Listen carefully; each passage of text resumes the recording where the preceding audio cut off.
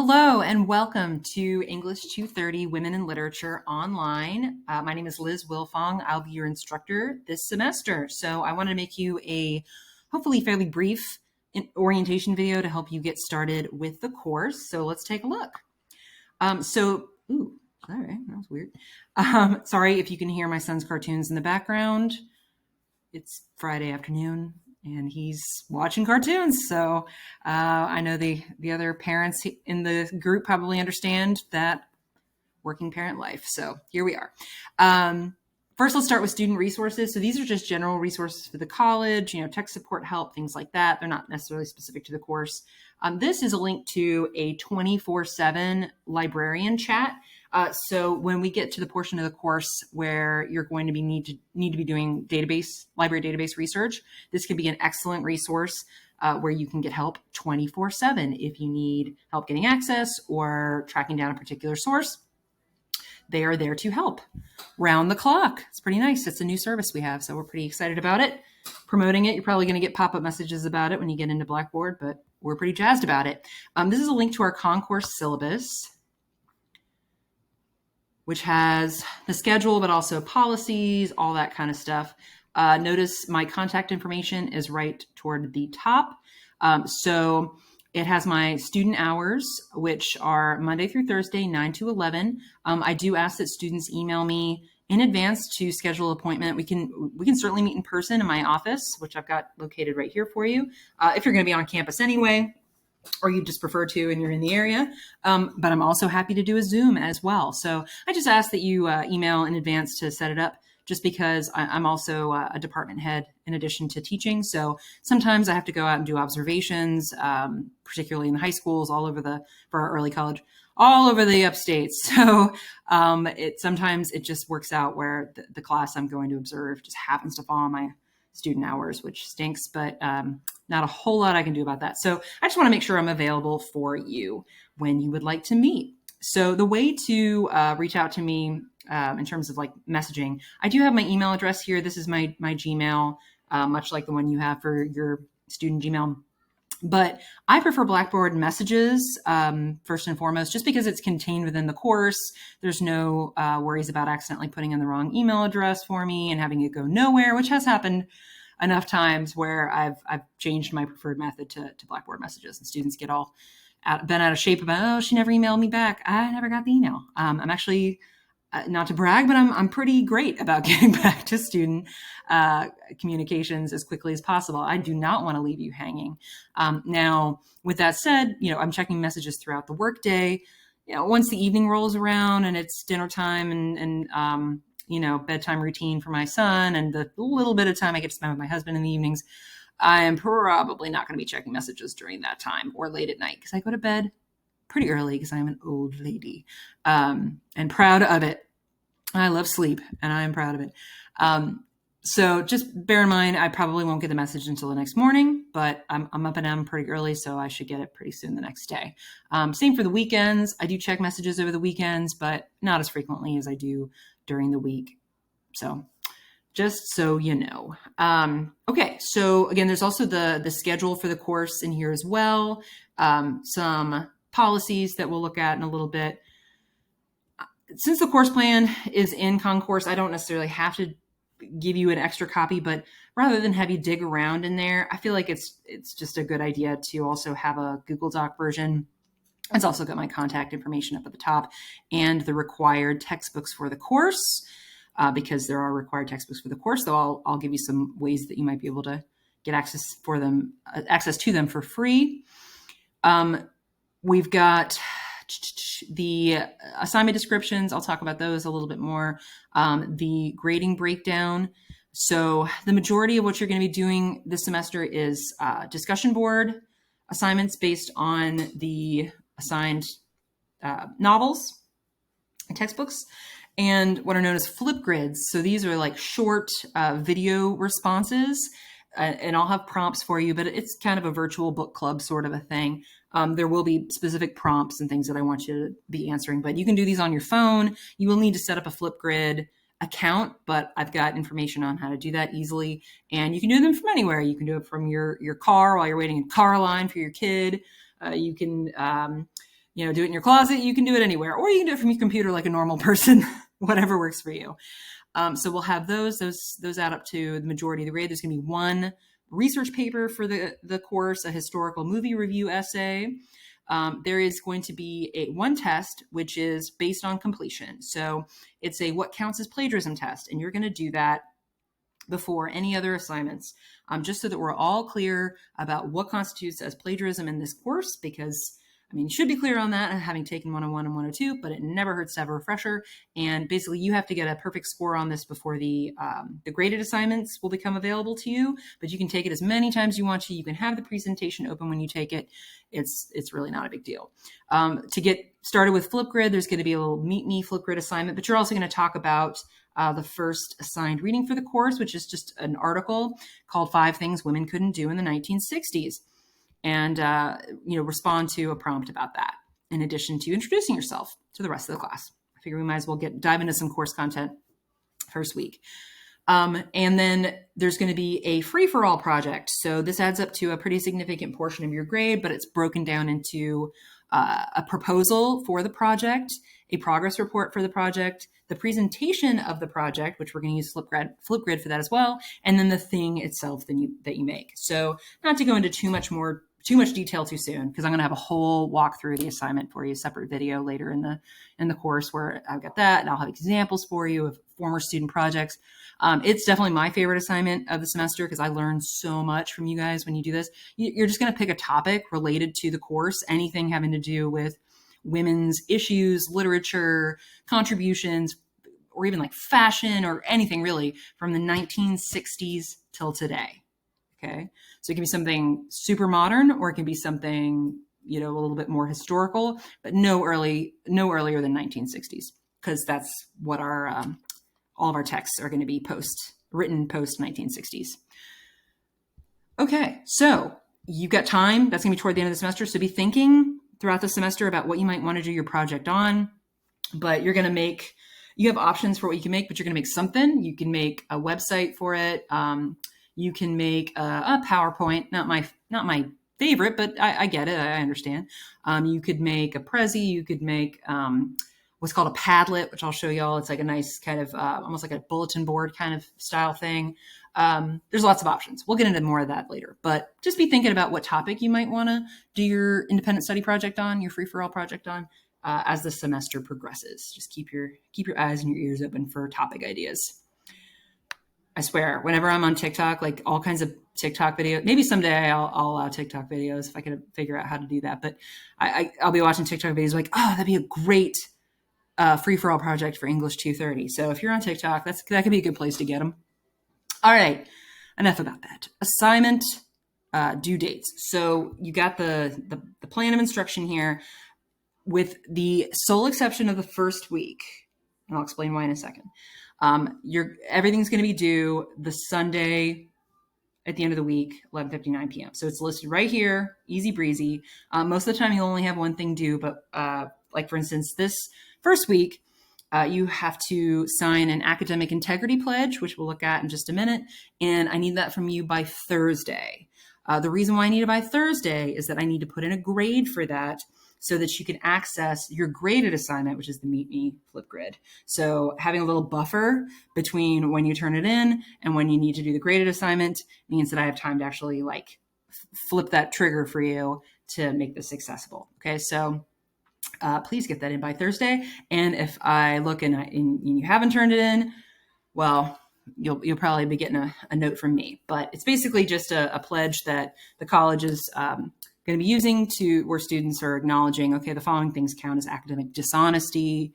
There's accidental plagiarism, and that's what counts as plagiarism test is about.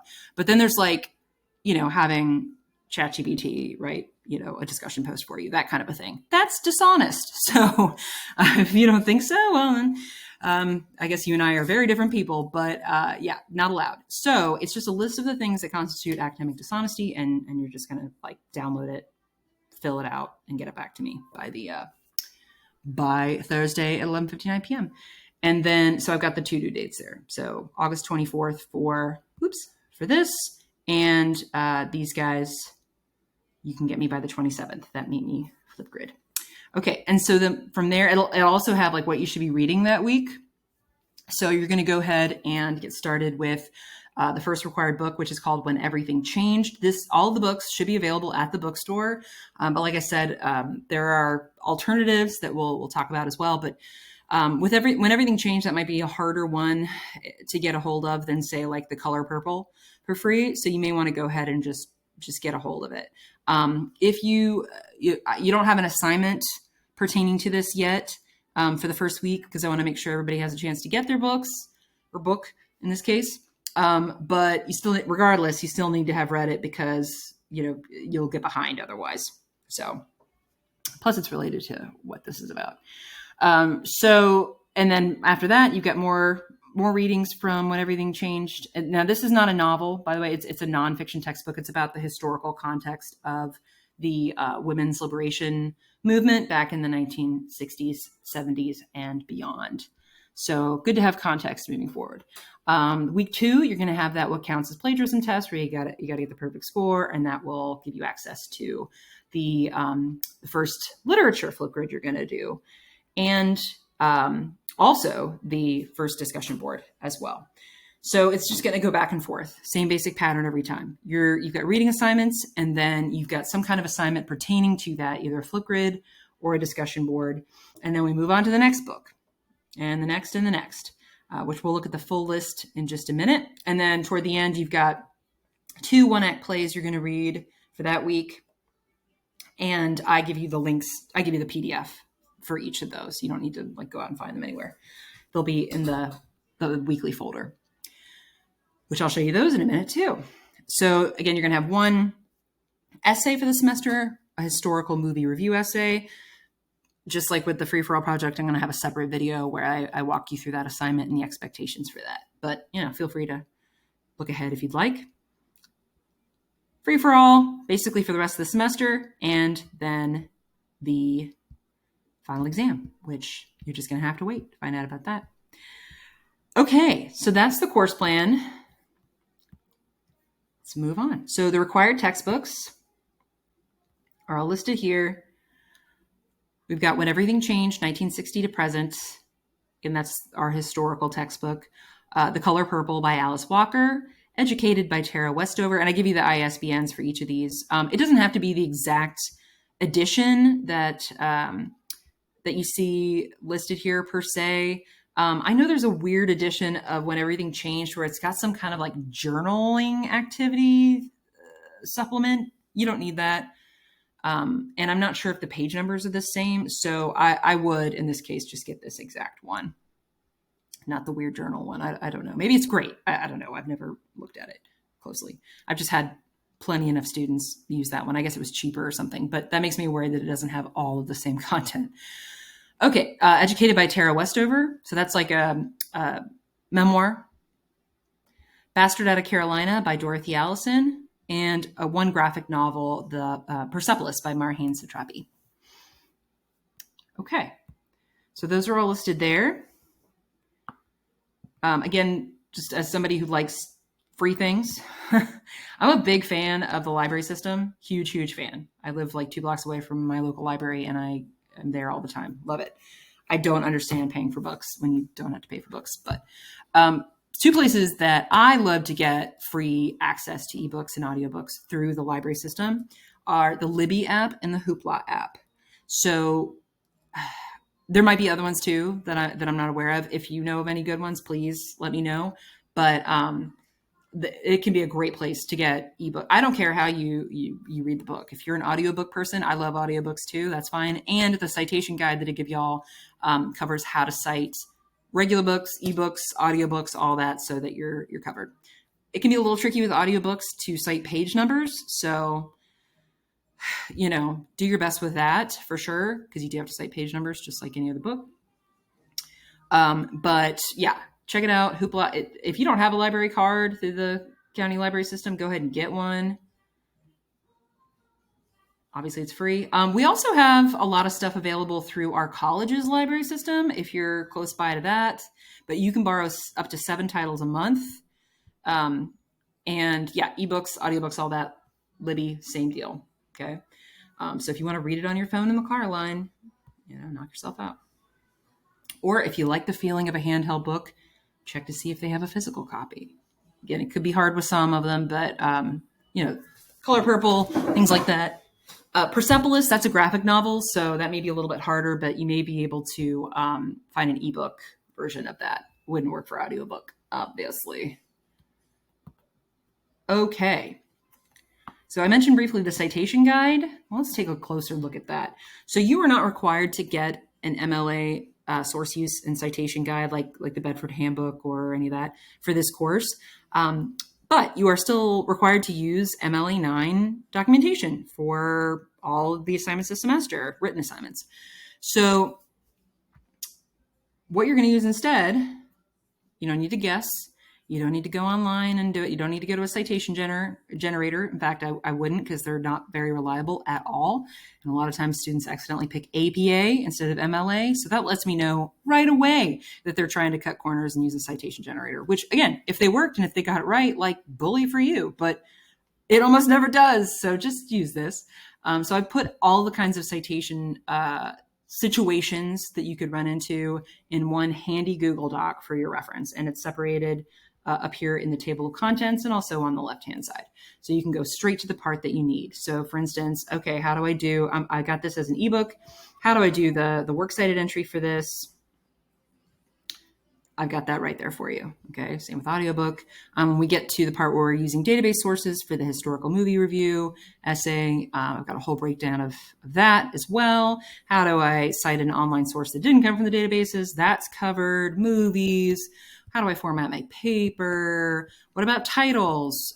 Do we put them in italics or do we put them in quotation marks? Here's a handy little chart if you can't remember, which, like, why would you be able to remember? So it is expected that this is a required resource for the course. It is expected that you use it and format things appropriately.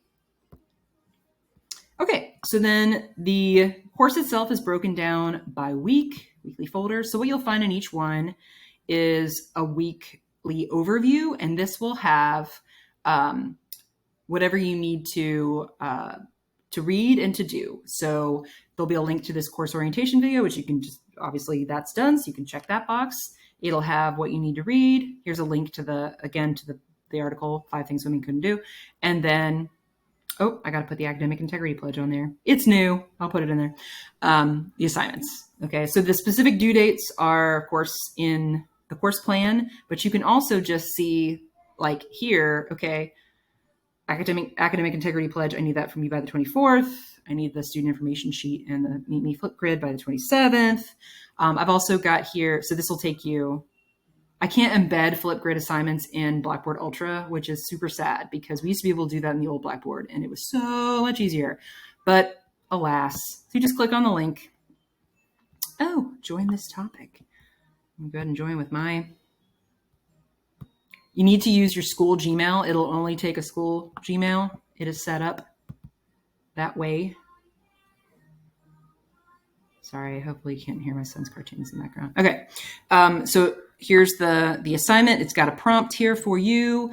If you can't see the whole thing, do the show more. There's a link to the article again. But here are all the things I'd like for you to cover in your video. And okay, the minimum amount of time it should take. It's got a max time limit set on the video parameters, so it'll cut you off at 5 minutes, just so you know. And then there's one for me already. And it's a little jiggly because I did it on my phone. Sorry, but that's me. Hello. Kind of a weird expression on my face. So we'll have these for lots of different assignments this semester. If you have any problems you don't have to show your face if you don't want to. If you want to put an image, I mean, it's kind of a bummer when no one does because then it's like ghostly voices. So I appreciate what people do, but I get it if you don't want to. You could or you can turn yourself into like a pencil that talks or something. There's all kinds of options. But go ahead and introduce yourself to the class and talk about that article, please. How to sign up. I've got instructions here and the link to where you can go and sign up for it. And like it says, it's a little bigger.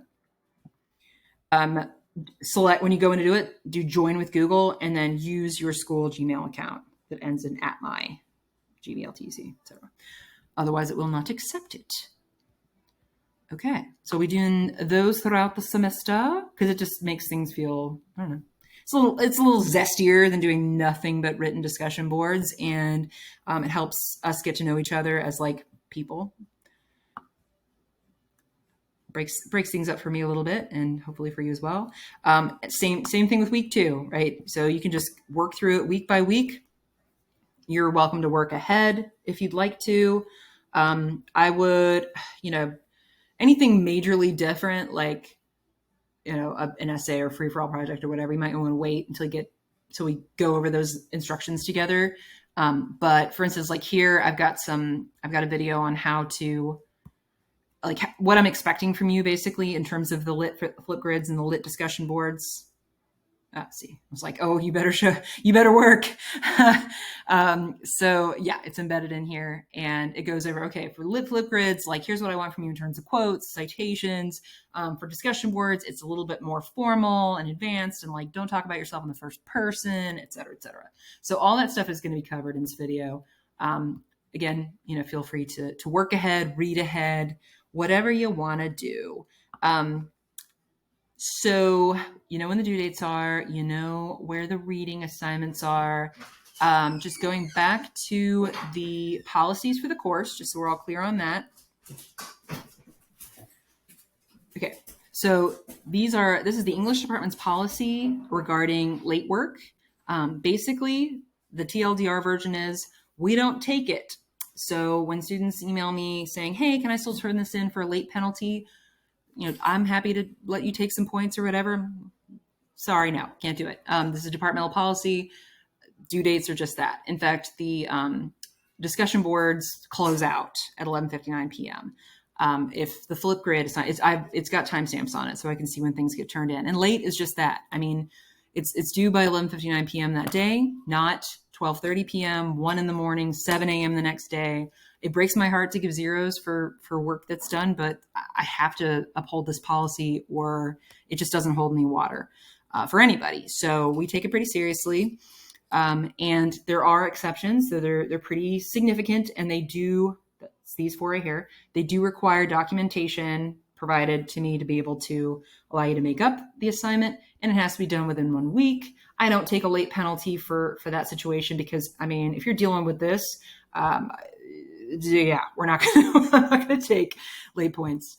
Now, with that said, we do understand that life happens, and sometimes things just don't pan out the way that you very, very, very carefully plan them to. We get that. So what we got is a one-time 24-hour late pass, basically. That's for situations like you worked a quadruple shift and you didn't get back until 11:55 p.m. and there just wasn't time to get it in, that kind of a thing. Now, I do not it says I can take a penalty, but I don't. I don't want to haggle over that. I don't know what to chart. It's now 24 hours means, like, if it's due Sunday, you've got until Monday at 11:59 p.m. to get it to me. Okay. And after that, it's a 0, just like normal. So I need to know that you want to use that, though. I won't know unless you tell me. So if you turn something in late or attempt to, and you don't let me know that, hey, I turned this in late, but I want to use my 24-hour late pass for this, it's just going to go in as a 0 because I'm not a mind reader, and you only get 1 for the semester. So I don't know if you want to use it for that. So hopefully you won't need it at all. This is just something to have in your back pocket as a, just in case you need it. Okay. Well, I feel like I've tortured you enough with all of this. I really look forward to reading your insights about the novels and other things we're going to be reading this semester and everything else. So I hope you have a great first week back. And if you have any questions or anything that you need from me or just want to say hi, feel free to send me a message. All right. Take care. Bye-bye.